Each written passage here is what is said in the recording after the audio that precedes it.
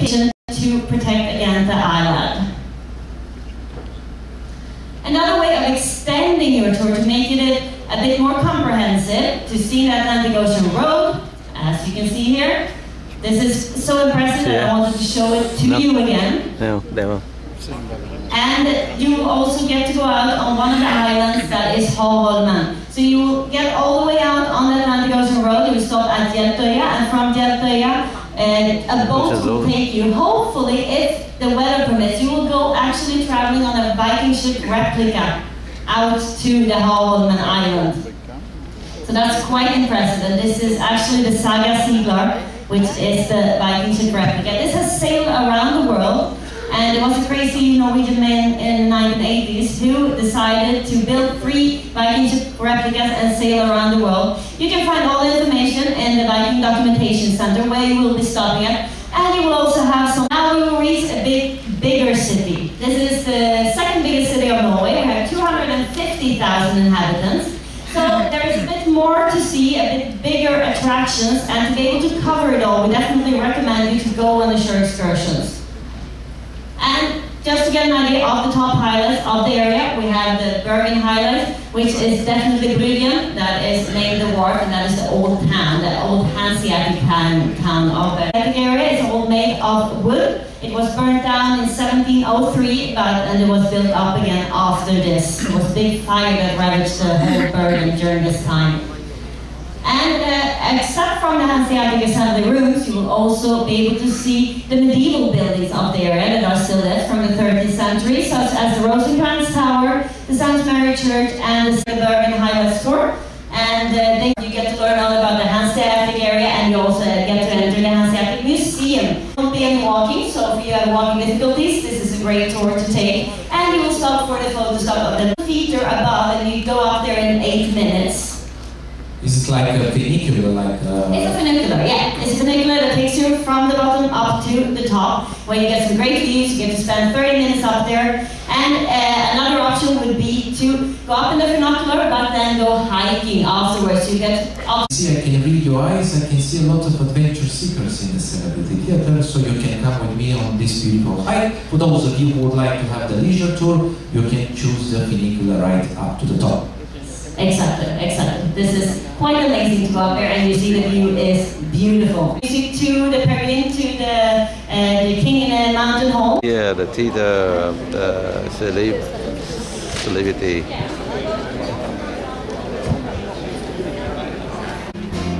Now we go to the formal dining to read the captain.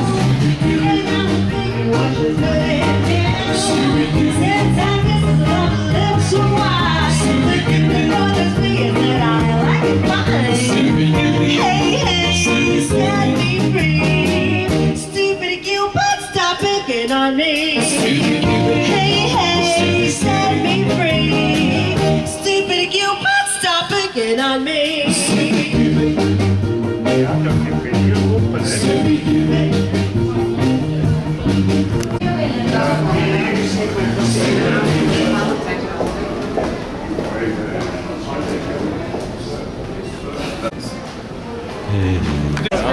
Yeah.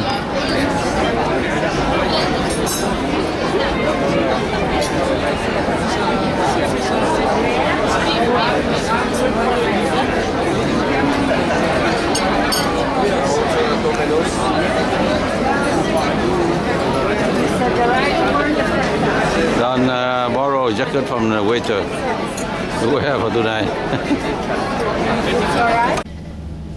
Deck 10. Oh, deck 10. No one's outside. How come no one's swimming?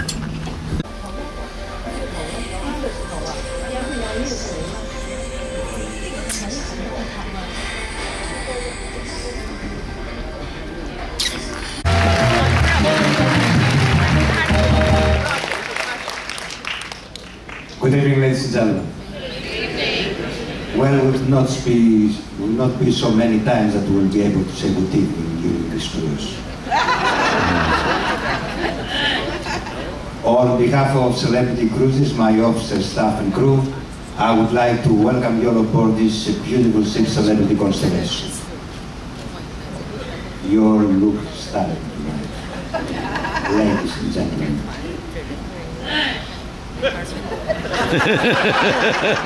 What was that? I am so proud of this crew that I would like to introduce to you each and every one of the 965 officers.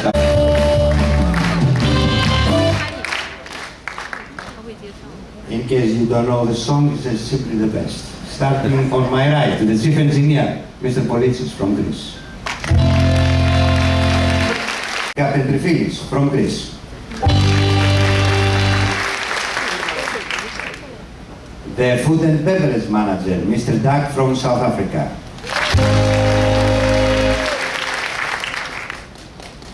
The staff chief engineer, Mr. Nikos from Greece.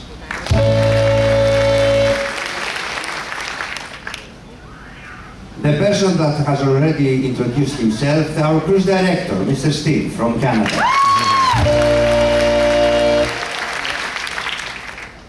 Our safety officer, Mr. Yannis from Greece. Our human resources manager, Ms. Ella from Serbia.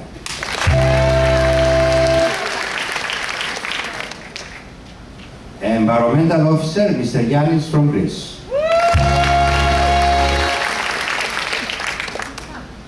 The guest relation manager, Mr. Miguel from Portugal.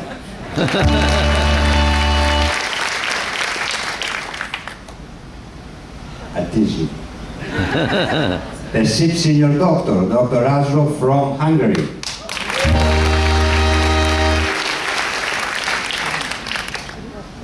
Our chief housekeeper, Mr. Mihai from Romania.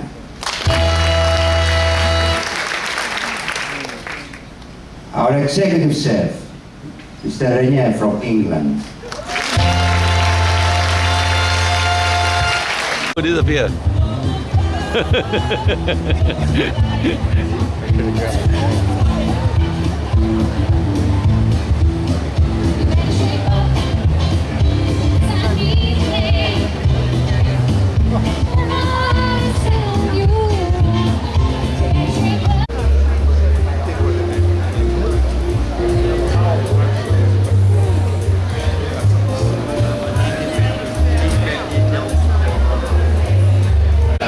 Staten Island. On this title, 2008 edition. So Del Bosco would be looking to win this particular round for the first time. Going up. 10:30. 10.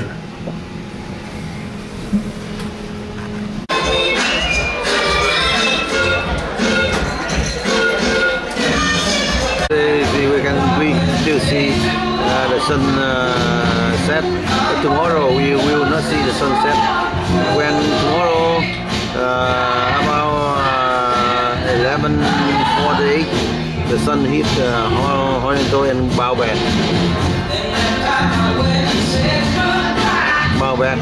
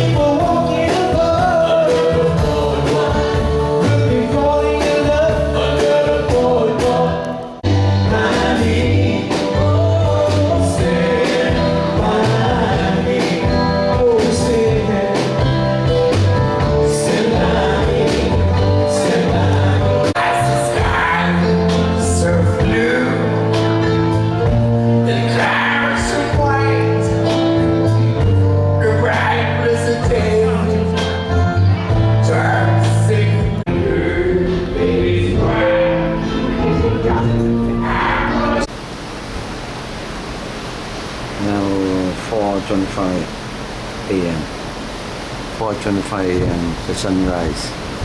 Now we on the way to Linus for the Arctic Circle.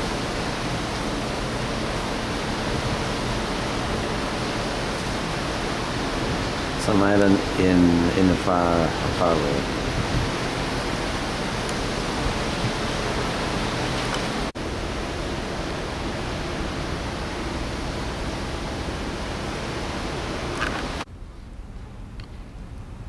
Now it's the 4:30 a.m. on the June 15. We head into Letnis, the island of Norway. Yeah, the sun for last night the sun set at 11:30 p.m. Now the sunrise at 4:30 a.m.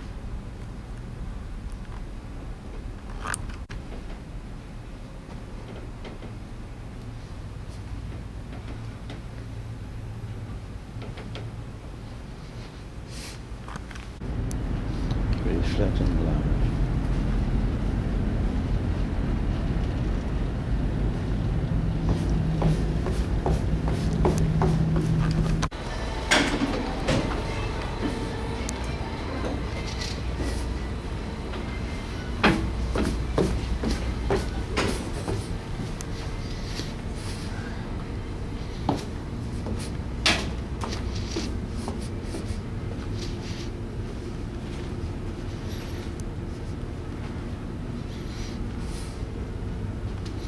Here.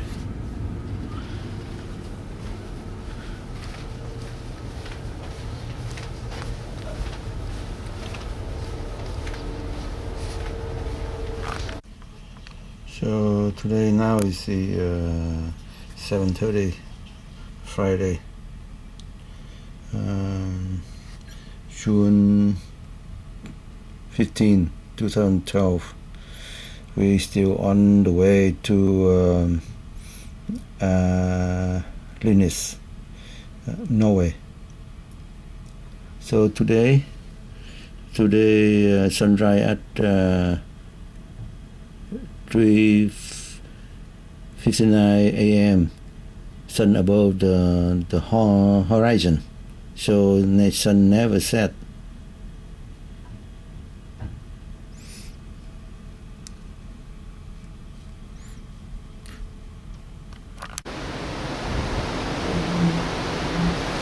Very nice there. No waves. Very calm ocean.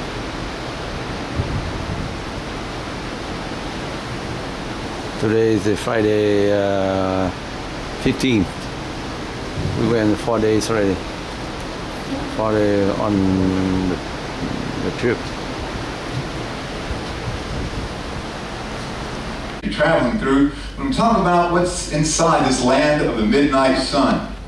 And we're making our way up the 1,600-mile coastline of Norway. That's 1,600 miles as the crow flies. You'll see how many thousands of miles it is when we take in this heavily indented shoreline with the hundreds of islands and island groups that we'll be encountering as we make our way northward and then returning back down to Bergen, our last port of call. Now we have a double feature today. This afternoon we've got another program that's going to show you what created this magnificent scenery. We talked a little bit yesterday about ice and its importance to the biology of the Arctic and the Antarctic. I'm going to show you how the ice has sculpted this landscape. You've been able to see in the distance here on our starboard side some of this rugged sawtooth type of mountains there that create the coastline here. We'll be visiting two of the archipelagos of islands. The Lofoten Islands will be hitting tomorrow, and then on Monday we'll be in Svalbard, the other archipelago that we will be visiting. You'll see how the ice has created all that. Ice is one of Mother Nature's most sublime sculptors, and it created this hundreds, thousands of years ago during the last ice age and the subsequent warming after that, create these beautiful fjords and the glaciers that we'll be talking about this afternoon. This morning I want to get started with our journey north, and as far north as we are going to be. And that will be way up here in Svalbard, about 78 degrees north latitude. Now for most of us, that's as far as you'll ever go northward. With each degree of latitude at the equator, about 60 nautical miles, we'll be about 12 degrees just south of the North Pole. So that's quite a ways up there. Quite a ways up there, less than 700 miles from the North Pole. We're making our way now right about here. We're starting the east by northeast turn that the captain is making, moving our way up this coast, rounding from where Bergen was, and then on up into where the Norwegian Sea meets the Barents Sea.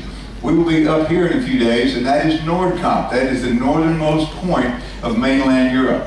We'll continue this journey from Lofoten all the way up here to Svalbard, and that is about 78 degrees. So we've got quite a ways in the North Country that we will be traveling up here all the way into the Greenland Sea. Now, we will be inside the Arctic Circle when we cross that 66 degrees north latitude. I mentioned yesterday, 66 degrees, 33 minutes, about 44 seconds to be exact. But it will come sometime late tonight or early in the morning before we arrive in the Lofoten Islands. Here is the Arctic Circle. And we talked yesterday about how it's not defined by temperature. It's defined by light.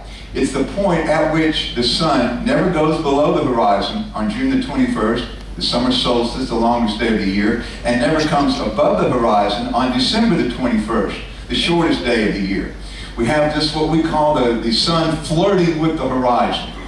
It never gets below here in the summertime. It's land of the midnight sun. And in the wintertime, you'll see it never getting above it. It never gets great daylight.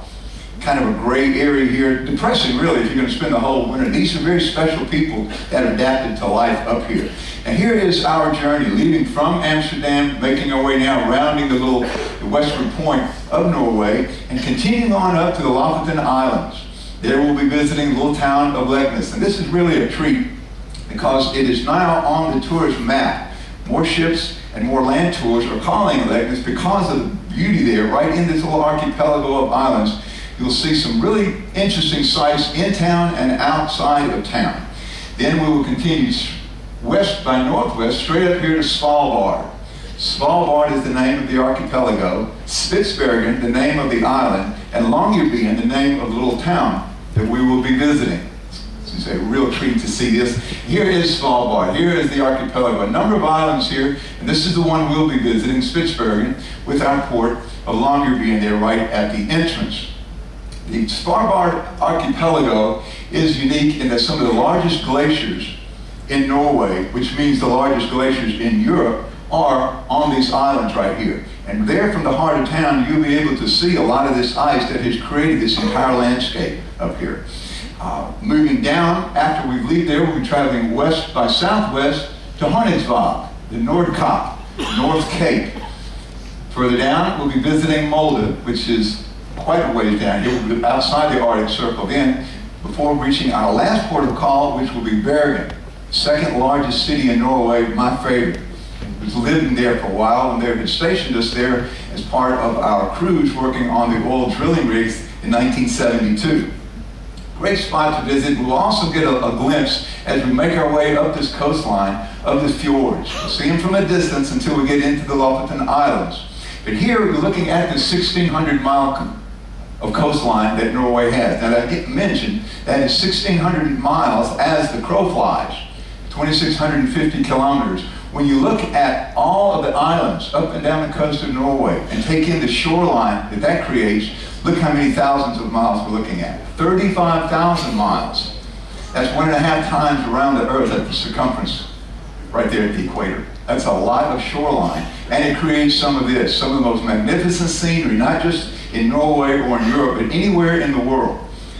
And it's not just here in Norway, but in other countries here in the Northern Hemisphere, Canada, Alaska, Iceland, Greenland, and Scotland, will have this fjord-like scenery. Below the equator, you've got to go to places like Chile and to New Zealand, places like Milford Sound on the South Island, to see this same type of scenery.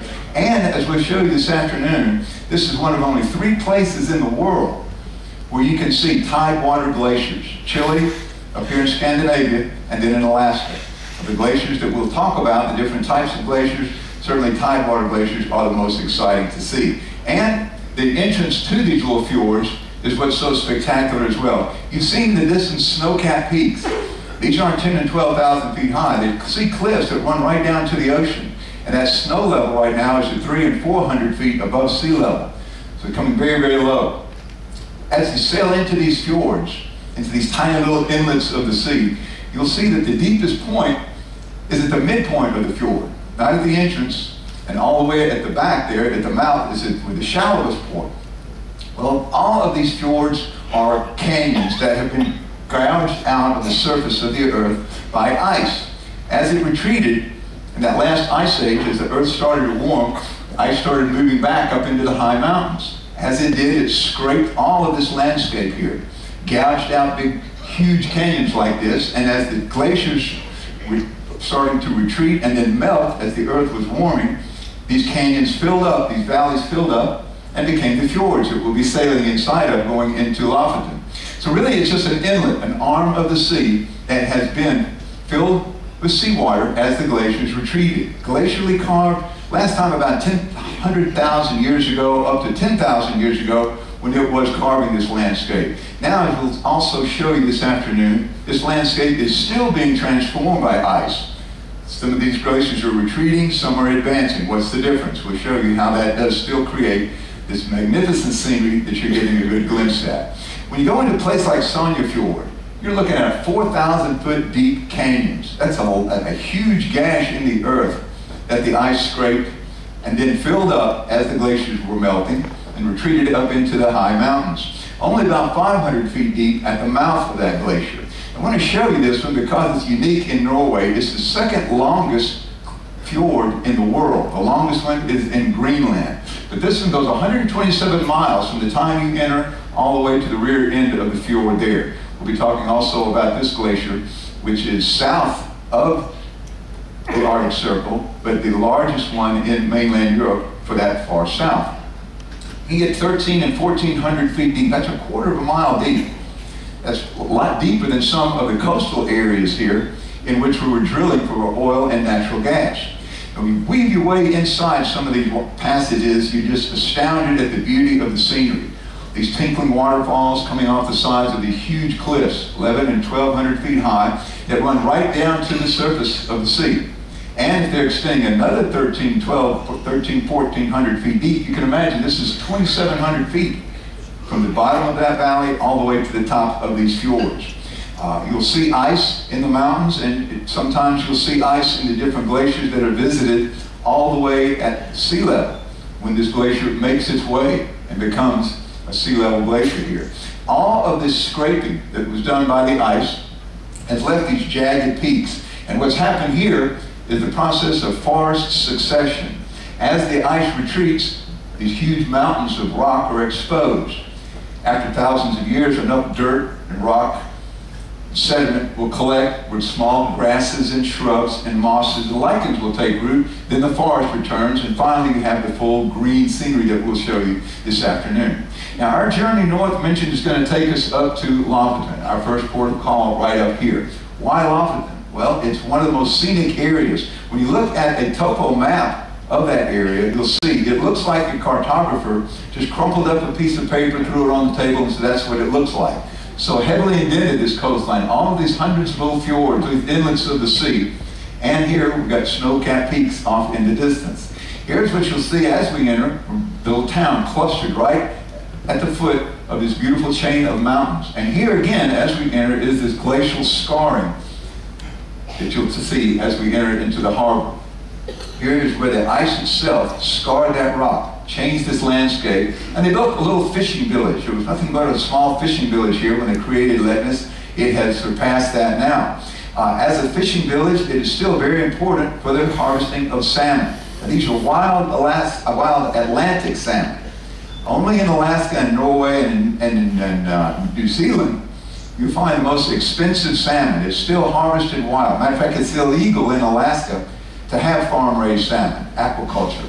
It has to be wild-caught salmon. And that's why some of the salmon up here is among the best in the world. Different varieties of salmon. There's the king, the chinooks, and the chum, all the different ones that you've heard about, read about. You'll have your particular favorite for which one you like best to eat.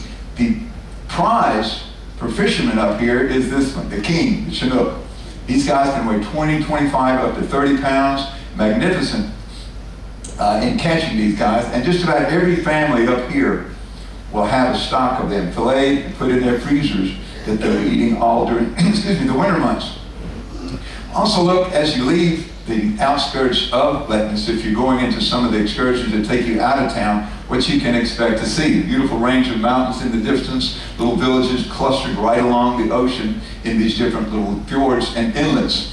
There's also an excellent Viking museum that I think is included in one of your tours that shows you the lifestyle of these Norwegian, Swedes, and the Danes, who were the raiders of Scandinavia, later became the traders, carrying their warships, these longboats, throughout the northern waters, all the way down into the Mediterranean Sea, all the way to the shores of what is now Syria.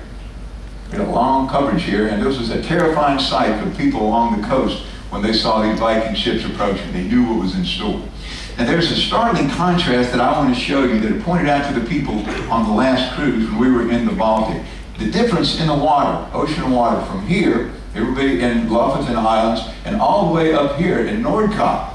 This is 71 degrees north latitude. Last cruise we were down here in the Baltic, in Copenhagen, in Stockholm, Helsinki, and in St. Petersburg, in about 58 to 60 degrees north latitude. Here is 11 degrees further north.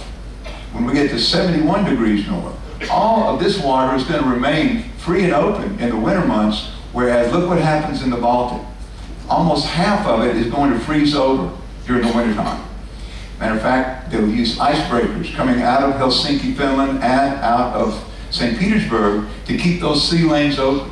In 1942, and then again in 1966, the entire Baltic froze over. In 1987, about 90% of it was a frozen lake. Very difficult to move around. That's why these icebreakers were crucial. This is bone-breaking cold. That's the Baltic Sea. Again, 8, 10, and 11 degrees south of where we will be. It's frozen solid. And look where we're going to be, 8, 10, 11 degrees north. It's open in the wintertime. Doesn't mean it's warm. It's relatively warm. These waters do not freeze. Why are you able to drill? And they use the towers here. What they're doing here is burning off all the natural gas. We'll talk about that later on in the show that we do on these oil fields up here in the north of the Norwegian seas. But the reason this stays ice-free and the Baltic freezes over, which is south of us, is this, the Gulf Stream. This is a river within the ocean. And here it is washing the eastern coast of the United States. And then what oceanographers call the North Atlantic Drift moves that warm water in a northeasterly direction across the Atlantic, washing the British Isles, even Iceland, and all the way up here to Nordkapp, the northernmost point of Europe, keeping that ice free. Warm water. Here, what's happening into the west, the Labrador Current, icy cold, Hudson's Bay, Greenland, frozen over in the wintertime. The Baltic Sea, without that warm water from the North Atlantic Drift to the Gulf Stream, frozen over in the wintertime. Here's a thermographic map that shows that. You see how warm this water is up here in the British Isles, northern part of Norway. Here's Svalbard, and even parts of that remain just lightly iced over. The northern reaches of that Gulf Stream. Iceland, and Iceland should be called Greenland. Greenland should be called Iceland if you visit there. You'll see the difference. This is a monument of ice, and this is a beautiful green country. Now, this is what takes place then in those winter months here in the Norwegian Sea and in the North Sea when drilling will continue. We work year-round there on many of these rigs. We'll talk about the jack-up rigs in shallow water, some of the floaters that are attached to the floor of the ocean with these huge sea anchors. We'll talk about how life exists and what this drilling and this oil and natural gas has done to the economy of these countries. I'm going to show you this ride here from Lofoten Islands up here in a west by northwest direction up to Svalbard. Again, Spitsbergen, the island. Keep your cameras handy as we make that journey north because the sky does some incredible things. A lot of you mentioned our shutterbug. You've seen some of your great photographs that you've taken so far. The sky and the light that you have up here will really make for some magnificent photos as we cruise these waters. And it's very, very still outside now with just enough clouds to give them some texture. Late afternoon, all the way into 9 and 10 o'clock at night, when that sun, again, just flirts with the horizon. Here you'll get some of that 11 o'clock sun right here. Last year when we were up here. Some great weather. Svalbard. Here is that archipelago of islands right here. You see how far it is from the northern coast of Norway. And the island, Spitsbergen, is where most of the tourist activity will take place in the town of Longyearbyen. Their warmest temperatures will come in July. It's going to still be quite cool up there. When you look at the scenery as we enter the harbor, you'll see why. There's just snow and ice coming down to 200 and 300 feet above sea level. And in some places on the outskirts of town, you'll still see some snow, some ice. Here's some of the expedition ships, polar exploration. A lot of it took place based right here, including much of the work of the man we'll be talking about, Roald Amundsen, who was lost up here in the Arctic after becoming the first person to reach the South Pole. You don't have to go far out of town to see glaciers.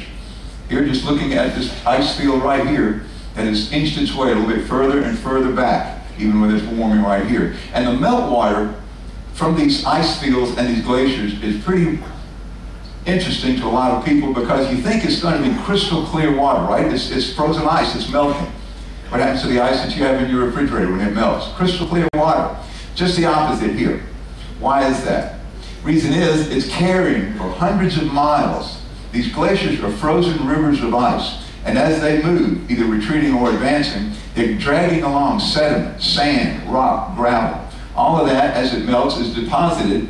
And instead of being crystal clear, we have this cafe au lait covered water that is just pure sediment. You can scoop up a big jar full of it, let it settle for a couple of days, and that sediment will come to the bottom. You'll have clear water at the top. But looking at it here, you'll see the great difference. The town is not anything as far as a Manhattan. You're looking at just some little cookie cutter box type houses that the people live in. This little church, Lutheran church up here in the northern parts of Norway, Sweden, very, very popular. The religion. There's one little hotel. Here is the Spitsbergen Hotel. Don't expect the rich. Same way with the homes here. Very plain little simple houses. All of them just look about the same as each of the others. You see some of the little posts here that have the electrical outlets that man will connect his car to keep it from freezing block solid in the winter months. And in the winter months, you'll see people getting around a lot with these. Not many paved roads as you get outside Longyearbyen, so they use these little snowmobiles a lot. Good way to get around. You'll also see something that was very important here during World War I, and that is the remnants of the coal mining industry that took place in Longyearbyen. The Allies were desperate to get this coal down to the war effort on the Western Front. And you'll see many of these little trestles, these little bridges, these old coal cars that haul this coal down to the shipping center of Longyearbyen, and then dodging many of the German warships that are patrolling this area to get that coal down to the war effort. Still, some of them are loaded around town, make some interesting photographs, and at the little outskirts here, you see many of these cars are stopped in the same way when they shut that industry down. Not much being done today, but you can still see the footprints, what it left up here. And this one here, called Jul in Norwegian, Merry Christmas. So I have these little cars decorated, make some nice little photographs. The housing that the companies provided for workers up here is still evident and still being used in some of the other little shipping and fishing industries that are taking place here. Again, cookie cutter type modular homes that are just kind of bunched in there together. Nothing fancy up here. But they're very proud of the rescue service. The rescue service here has been active ever since the days of Amundsen, when these people were rescuing many of the Arctic expeditions that ran into trouble in their polar exploration. Got a nice little school that you might find interesting, because they're not going to have a school bus running around in the winter months. How do the kids get to school? Well, cross-country ski. Cross-country ski. If Dad doesn't have a snowmobile, got to get there some way. Now, we're really keeping our fingers crossed for a day like today when we arrived there, because we had that other time. Just a bit of a blue sky, beautiful little downtown, reindeer skins, reindeer carvings, all types of wood carvings here are some wonderful things to pick up on as souvenirs. And then you'll see some of this. What's going on here? People walking around. As a matter of fact, one gentleman last year said, "Nikki, from Alabama, you must feel right at home. Everybody walking around with rifles and shotguns." Yeah, they're armed. What's happening is any of the excursions that go outside town, usually there will be someone on there accompanying the coach with a high-powered rifle. And that is because of the threat of polar bears. I'm going to wander right into town, but when you get outside town, you'll see as you're leaving. And this is a little walk I did just out here. It's still a paved road. After the paved road's in, you are out in the bush. But they have the signs, beware of the polar bears. Beware of the polar bear. You're in their country. You're also in these guys' country, and they will wander right into the heart of town. We'll see the little grazing areas just outside the church, very close to the heart of town, where we'll see some of these. I'm not going to attempt some of the names of Santas because I butchered a couple of them yesterday. But here these reindeer are walking around, and they're grazing right in this tundra. You don't see a tree out here anywhere. As we leave, look for some more trees you're still not going to see. It's just those snow and ice fields for this pretty cold departure. I think we're going to leave around 7 o'clock at night, but watch what's going to happen with the light again. We'll be going down to Honningsvåg, which is right here at the top of Norway. How close is it to the top? Well, this is an interesting city, and a lot of history has taken place here. The city is about 3,000 people, and it's nestled right at the foot of this huge cliff right here with these snow fences and not a tree in sight. Once again, it's very short growing season, very little topsoil, so what you have are little low shrubs, lichens, and mosses with this relentless wind. That's about all that will grow. But it's a cute little town. It's very colorful. The 3,000 people that live here make it one of the largest ports in Norway. It comes in number 4. And you see the color here. Every house is going to be some kind of a pastel color because of these long, dreary, dreary winters. They're going to brighten it up some way. And this photograph, you go, whoa, what did you guys do? Run aground right here in the heart of town? It almost looks like you do. Because depending on our berthing spot there, you can be at this one where the bow of the ship is hanging right over the downtown middle of the street. Right there. What happened to these cars? Wiped them out. Well, here is the heart of the downtown of Honningsvåg, and it is a real treasure in itself. Hope you're going to get a chance to go out to North Cape. It's the real diamond in the crown here of this part of the cruise. But you'll see some really wonderful sights down here. These are these snow fences that keep the snow and these severe cliffs from rushing down into the heart of town during the winter months. There's a great little hike that I like to do. It takes you up there, and you're very careful of this very fragile ecology in the environment here. These little mosses and lichens have taken years to collect just enough dirt for them to exist right there. So you're careful about where you're walking, but you have some beautiful views when you get up to the top, looking out over the harbor, where about 100 cruise ships each year are going to dock right here in a very, very short tourist season. From early on, we're coming up here in June. The last ships will be coming out of here about the end of July. Won't be any more runs up this way. It's about a half-hour drive in from there up to Nordkapp. Why is this important? This is really a spectacular place and one that you certainly enjoy visiting. These cliffs here are about 900, in some places 1,000 feet high. Now, prior to the construction of the road that you'll travel, those of you going out to Nordkapp, there was no road out there. There was no road out there. It was built in the late 1950s, so you can take this Midnight Sun Highway out here to the very tip. And here at the tip of the peninsula is where they'll have a little area for you to take your pictures and see this midnight sun and see what happened here. Now, before that, you had to climb up, and there is a trail that'll take you all the way up here. Pretty rugged trail. I've done it one time, and it's really an experience to get up there. Who in the world is going to hike up there? Well, the King of Siam did.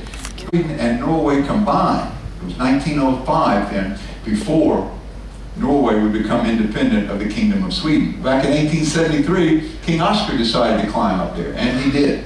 And it's a spectacular view. It's the spot, the northernmost spot there, where the Norwegian Sea, in which we're sailing now, will meet the Barents Sea. This one goes all the way up into an arm of the Arctic. There will be at 71 degrees, 10 minutes north latitude, right here at the very top. The first man who came up here, an explorer, was looking for the Northeast Passage. That was the middle of the 16th century. We talked yesterday about the Northwest Passage, this quest for an all-water route across the continent. These guys were going the other way. How do you get to Russia? We're going to penetrate Mother Russia through this northerly route here. And they did, the first tourists in the middle of the 17th century. They get into the White Sea, Archangel, Murmansk. These areas up here very, very cold and remote. Now Nordkapp, the northernmost point, is on an island. So if you're a purist, you say, well, wait a minute, there's a more northerly point on the mainland. But here on Magaroya Island, which will be, and Hannesbach, you see, is on the island itself too. That's Magaroya Island. It's about 22 miles on this going to the Sun Highway up here to Nordkapp. And there, if you look to the right, you will see that there is a more northerly point that is on the mainland, and that's up here, Kinnarodden. This is the spot. And Nordkapp is over here. It's on an island. Splitting hairs, really, Kinnarodden is on the mainland. And if you want to split hairs even further, you can look at this. Kinnarodden is even more northerly than Nordkapp on Magaroya Island, about 1,500 meters further north. But it's at the end of about a 5-click, well, about 9 clicks. It's almost 5.5 miles. To hike out there, you're not likely to do that. You're going to get the great view that you want here from the point, right there where you're taking. Here's the globe right here, and you're looking out. Further north is just the Arctic Sea, all the way up to the North Pole. There's 71 degrees north latitude. Again, the sun and the light doing some incredible things for you up there to take some wonderful photographs. I think the tours are leaving in the morning. There's also shuttle service locally in town. I think there's buses or taxis that can carry out there as well. There's some interesting monuments there. One of them, the Children of the World, shows the Fellowship of Man, the different continents represented here by Children of the World. And then there is a very interesting hall, the Nordkapphallen, North Cape Hall, which has some souvenirs and postcards and things that you can get right under here, the globe, looking out at that great Arctic Ocean. And there, the summer sky really is on fire for you. You have some great photographs of the sky, the light, and this beautiful Arctic Sea as we're sailing away. Hopefully, we'll get what we had last time, a pretty nice rainbow. More shows about something that happened with rainbows. It shattered my belief in this pot of gold at the end of it. But here is North Cape. Here's that North Cape Hall. And here's a pretty nice rainbow we had last year after a brief shower. You'll also keep your eye in the sky for something that happens up here at these latitudes. It's called a fire rainbow. Now, what is that? Well, meteorologists tell us that certain things have to happen for this fire rainbow to take place. You've got to be, first off, pretty far north, at least about 58 degrees north latitude, and some pretty high cirrus clouds, 4 miles high. These clouds oftentimes have ice crystals. As the sunlight goes through those ice crystals, we have this fire rainbow. Makes for a pretty nice view. It was up here in these northern latitudes, north of Nordkapp, where one of the most famous naval actions in this part of the world took place in World War II. It was at Christmas, 1943, when this vessel, the Scharnhorst, one of the most celebrated ships in the German Navy at the time, was a battle cruiser, been playing havoc with Allied convoys. They were using these northern routes to try to resupply Russia. They were going to Murmansk. The Scharnhorst was picking off a lot of this Allied shipping. They decided they were going to find this ship once and for all. They were able to break the code that the Germans were using, but eventually code raided. These guys here in the UK were out at Bletchley Park. They broke the code and found out where the Scharnhorst was operating. So they dispatched an armada, 14 ships. 14 ships, they were going for guns for this guy. There would be 9 destroyers, 4 cruisers, and 1 battleship. And that battleship was the Duke of York, leading this armada, looking for this one ship, looking for the Scharnhorst. Some of the cruisers' names you may recognize: HMS Belfast, we've got the Sheffield, and we have the Norfolk. But Belfast today is anchored right here next to Tower Bridge in London. And when we do our programs on the smaller ships going right up the Thames, we're anchored right next to HMS Belfast.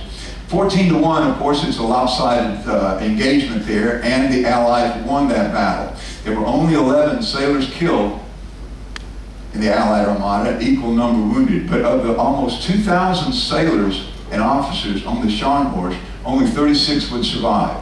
They were taken prisoner, ships sunk, and brought back to the UK where they spent the rest of the war. Great celebration, of course, especially the guys on the Duke of York. because the gunners getting their picture taken after that engagement ended. But the greatest compliment that one warrior can have to his opponent is the respect that you have for him. You may hate the guy who's trying to kill you and you're trying to kill him, but you have that respect for him. And they had that for the commander of the Scharnhorst. The head of the Armada, the Allied Armada, would later write, he addressed his men, I hope that if any of you are ever called upon to lead a ship into battle against an opponent many times superior, you will command your ship as gallantly as Scharnhorst was commanded today. It's the ultimate respect that he had for his adversary. Leaving the north end, we're going to start heading south. We're going to be in Molde. Molde, great town. All the way down here, heading our way from Königswald along that coast again, making our port of call. City is over 200 years old, which is young in European standards. 1742, still older than the Declaration of Independence in the U.S., but young by standards here in Europe. And as we approach, you'll see what has become a very popular tourist spot as well. People want to see this coastline, this indentation, these little fjords, and the little villages that dot the coastline here. This is a center of textile and garment manufacturing in this part of Norway. In addition to the shipping, there's also a great deal of tourism here, as it is a pretty spectacular little spot to visit. It's been visited by royalty all the way back to the time of Kaiser Wilhelm. He enjoyed these visits up the coast, and this is one of the cities where he would spend a lot of time. It was also, for a very brief couple of days, the capital of Norway. When the government collapsed in 1940, Nazi occupying forces took control. The king and the royal family, including the crown prince Olaf, escaped from Oslo. They stayed here for a while in Molde, and then with the entire parliament and the royal family, they moved out. Would come back in 1945 when the Nazis had surrendered. But there's still some remnants of those days of occupation with different plaques that are around the city. Right, the heart of town is interesting because there's the cathedral, some of what happened during the resistance movement that took place here, and we'll have an entire presentation on that later. And you'll get a glimpse on the outskirts of town of what is a very popular building material, sod. Sod houses. Great insulation up here in the days when they used these primarily as the roofing for their homes. Our last port of call, and one that I think you're really going to enjoy, and that's why they say maybe the best for last, is Bergen. This is mentioned the second largest city in all of Norway, right behind Oslo. Beautifully located right here at the entrance to some of these beautiful fjords, and for that reason it was called the gateway to the fjords, it was called the wooden city, it was called the rainy city. Hopefully we're not going to see the rainy city. Get another beautiful day like we had last year with some warm, wonderful temperatures. Right there in the harbor where we will be docked, you'll see the spot where a Dutch munitions ship that was captured by the Germans in World War II was berthed. The resistance, the Norwegian resistance got to it. They demolished it, an explosion that was so powerful that even 16 miles away, they found debris from that explosion. And 1,000 feet up on Florian Mountain. How massive could that explosion have been? I think it was 16 miles, you're still finding debris from where it exploded. The city was founded over 1,000 years ago by a Viking king, but there's evidence that anthropologists, archaeologists have found that dated back to about the 1st century before Christ, when there was a settlement here. They're trading for amber. Amber is the fossilized pine tar, pine rosin, that the people up here traded with the people down in the south, especially in the Mediterranean, looking for this semi-precious stone. It's a beautiful, walkable city. The tours, your own individual walk, whatever you'll do, some great maps in all different languages here to orient you and get you around what is a real spectacular downtown. The old part of town will have some of the most usual structures and the most historic. Here's an 800-year-old festival hall that dates back to the Gothic period. There's a tower that was the watchtower as you enter into the harbor. People will keep an eye on who's coming and who's going. And then, as this was an important city for 400 years during the period of the Hanseatic League, the Hansa, this is a trading union that united much of the Baltic and the northern countries here. You walk right through this area of town that has now been declared a UNESCO World Heritage Site. What is that? United Nations Education, Scientific, and Cultural Organization. Anytime a particular city or a site or a monument is more important to the whole world than just to that little area, it becomes a UNESCO World Heritage Site. And this downtown part of Bergen is a UNESCO site. The people here are going to have a long, cold, dreary winter, so you're going to see a lot of color in the summer months. Little flower gardens and flower stalls everywhere. Down in the heart of town is a very popular tourist walking area. No traffic right in here. It's just a pedestrian at the foot of this mountain right here that we're going to talk to you about. There's also a pretty park. Sometimes there'll be music that'll be playing in the gazebo here. Again, ringed with all the beautiful flowers. Very, very short growing season. This is the way most people get to the top. You see the line, people ready to ride this little funicular that takes you to the top of the mountain. Just a short few minutes will whisk you up to the very top. Some of the greatest views looking out over the harbor of Bergen, where all the ships are docked and some that are not docked that are over here that will be tendering in. At the very top is a great little restaurant for enjoying some refreshments, some coffee, some sodas, whatever you like, and some monuments here, again, to the Norwegian resistance. When you see this show, you see some of the people that are just superheroes in what they endured to liberate their country during those 4 years of occupation. If you're a hiker, I recommend taking this hike here. We should walk up to the very top of the mountain in one of the most, I think, beautiful hikes anywhere in this part of Norway. And make sure you carefully sample a little bit of the aquavit. Aquavit, water of life. Well, it is the water of life, but let me tell you, it's a mind eraser. You have one of these is fine, and your toasted skull.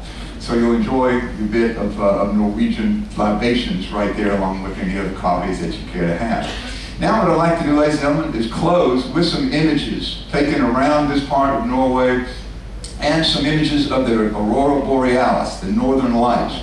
We're not likely to see the northern lights. This is going to be summertime. Those are most often seen in the winter months and in the late part of spring. We've got a lot more darkness. I'm going to show you a little bit of that and a little bit of music that will go with it. So Jen, if you will hit that for us, please.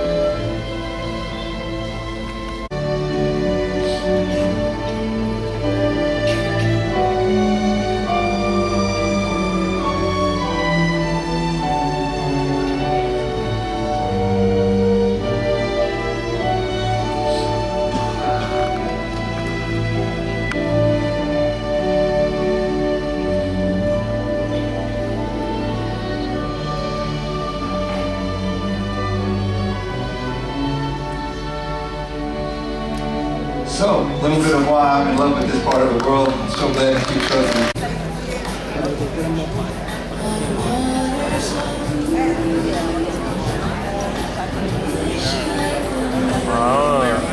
Port of Call to Come, which is the port of Leknes, the port of Longyearbyen, which is up in the Svalbard archipelago, and then we'll go down to the North Cape.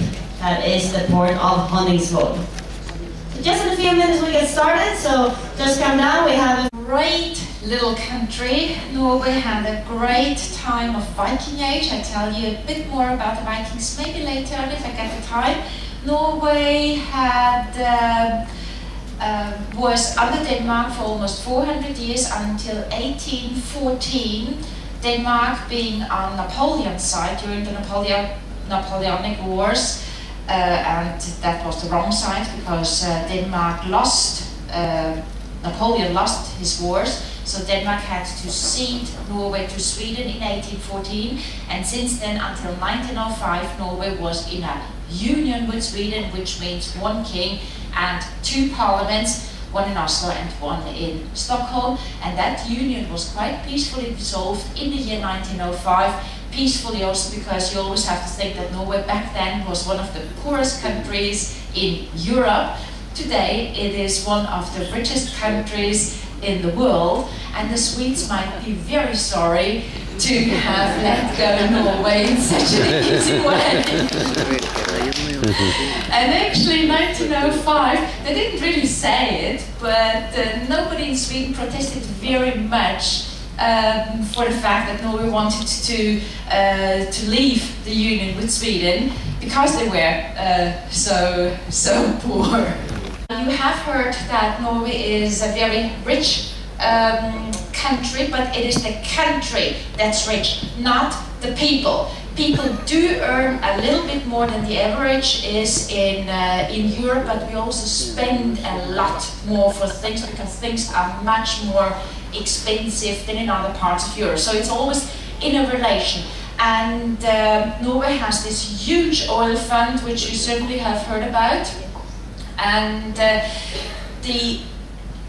country lives off that oil fund also for future generations, because the country invests the revenue of the oil sales into that oil fund, which actually now is called the pension fund.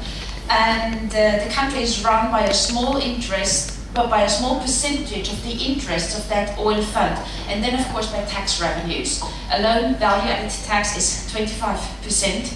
In that country, and if you buy something which is above 315 kroners in one shop in one day, you are liable to get your tax back once you're leaving the country, which is in the last port of call, which is in Bergen. People from the tax office are going to come on board, and you will get your tax refunded in cash, but you're not going to get back 25%, you're going to get back like 13 or 14%, but I'm sure you will get that in writing in your daily program before that is due. Perfect. And Norway as well, we have the Norwegian crown right here. We don't have the euro, ladies and gentlemen, and it's not part of the European Union, because Norway, you don't want to be a part of it, right? We don't want to spend all the money. But joking apart, Norway pays, without giving you a number, Norway pays an associate member fee to the European Union, which is more than all the so-called new European Union countries pay together. And Norway has an agreement with the European Economic Area, and that gives Norwegian people the same, and foreigners from the EU and from Liechtenstein and Iceland, the same rights as the Norwegians have. And the good thing about Norway, as the rest of Scandinavia, is that people, they do speak English. It's a necessity for us, for the Swedish, for the Norwegian, for the Danish, to speak the language, because we have very, well, it's a small language, and there are not that many people speaking our language, so to be able to go outside of our countries, to be able to travel, we all learn English. And it's also the country of the midnight sun, right, Norway? Yes, we're going to cross the Arctic Circle today, and that is the point 66 degrees, a little bit more than 66 degrees, where the sun in summertime never sets and in wintertime never comes up. I know you had a very interesting lecture yesterday about the Arctic Circle, but just to repeat it very slowly, 21st of June, the Arctic Circle is that place where the sun never sets in summertime for an hour and never comes up in wintertime for at least an hour. And then it depends where you are above the Arctic Circle, how long it is.